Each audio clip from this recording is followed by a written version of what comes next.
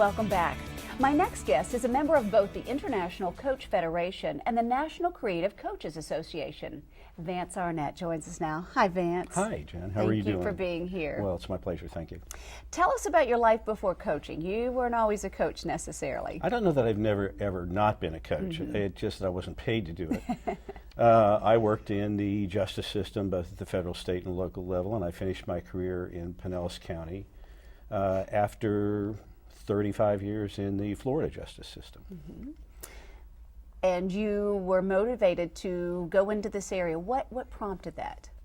I think my experience, I had the absolute benefit of working in this system at a time when my job was to work with different folks, try to build consensuses between them, to re-engineer systems and the way people approach problems, whether it was how we handled rape victims or how we handled juvenile delinquency. And I worked with some of the best people that you could imagine in terms of having vision, and they just sort of turned me loose and said, don't make anybody mad, but make it better.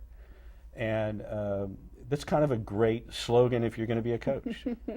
You know, you work on an individual basis rather than a program basis.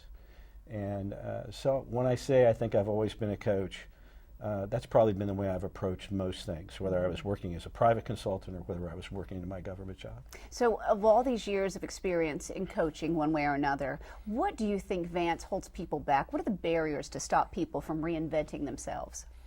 I think a lot of the thing is fear, and that fear comes from probably from a lot of the mindset of the industrial age that said, we don't want you to be creative. We don't want you to expand outside of your framework.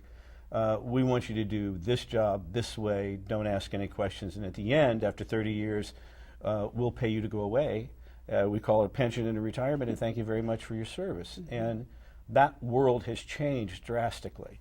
I had the benefit of working in an environment where that wasn't my requirement. My requirement was to test things, to move things around, to work with people, to pull the creativity, thoughts, and ideas out of them. And that's always served me well. The one thing that would hold people back is we had to tell them and convince them that they weren't at risk if they were going to suggest those things. So whether you were talking with a gang member in a community or you were talking with a young prosecutor that was getting ready to walk into it was the same process. You cannot be afraid to do your job and test limits and get moving. So interesting you say that, because we heard earlier from Jim, who said he was not afraid to go back and take a college class and get a degree. It was maybe a little hesitant, but he had no fear in doing it. He did it. Sylvia said the same thing, no fear. And I think you're right, that does hold a lot of people back. As you see people reinvent themselves through your clients, are they middle-aged? Are they young? Are you seeing more young people than ever? My youngest client is 22. My oldest one is 68. Wow. I thought when I went into this process, I sort of mirrored my own transition for retirement. I knew I wasn't. I have a book coming out in the spring, Not Done Yet, which talks about that process of setting yourself up for the encore career that you want to pursue. But that took a lot of process involved in who I thought my clientele would be. And I was absolutely surprised when I found out that the folks that were seeking help were my young entrepreneurs, my folks that are getting ready to change a career. They're in the first stage of their career, it's not moving. And the absolute joy in finding out that when you talk to somebody in that younger age group, they've had coaches all their life. You know, it's not a new thing. I don't have to explain the process to them. So I was surprised, but pleasantly so. In your writings and in the works that you have online at your website, vancearnettcoaching.com, you use creative energy a lot. Creative energy. How does somebody find their creative energy? Well, first thing you do is not be afraid of it. You know, there's a lot of folks that will tell you, oh, that's a waste of your time, or no, there's other people, that's already been said, or I always enjoy when somebody says everything that's going to be invented has been invented, but not necessarily the way you can use it. And I think that fear factor again, and the process of Stephen Pressfield, who's a great writer and also a motivational speaker, says it best. You got to do the work. You have to get up off the couch and take the first step. So you have to sit down at your computer or your typewriter in the old days and type the first word. You have to get started.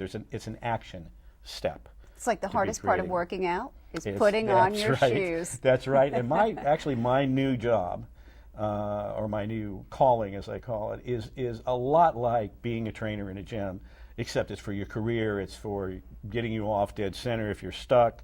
It's for helping you generate your new ideas. All right. I was reading in one of your blogs, I believe we prosper in a new connected economy. The future of a successful workplace is a laboratory rather than a factory, and approach both individuals and businesses holistically. Explain that, Vance. A factory is, I kind of touched on it at the beginning of our interview here. A factory is where the basis of success is based upon doing everything the same way.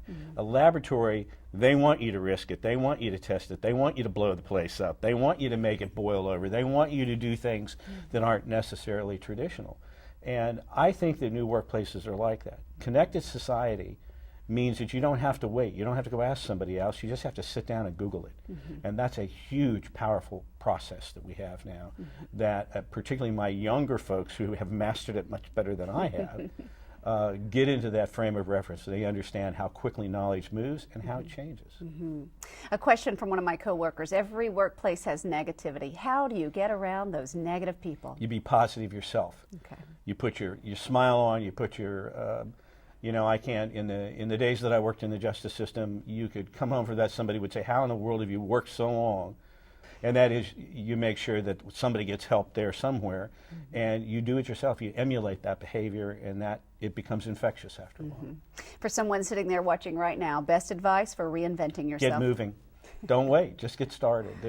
Really, your last guest said there really is nothing to fear. If you don't make it, you don't make it. Right. And I tell my veterans that same process. Don't wait, get started, get moving. Speaking of veterans, real quick, thank you for your service in the Army. You're now coaching veterans and doing it for free. I coach any returning combat veteran, actually any veteran, I coach them for 2 months for free and then hook them up with folks just to be able to reintroduce them into the world that moves without so much direction, I guess is the best way to put it. And I think that's something else that connects all of our guests here today is you all give back to charity. You, Jim, Sylvia, all of you give back to charity, and I think that fills your heart up. So thank you for what you do, Vance. Thank you for for having being me. here. You're welcome.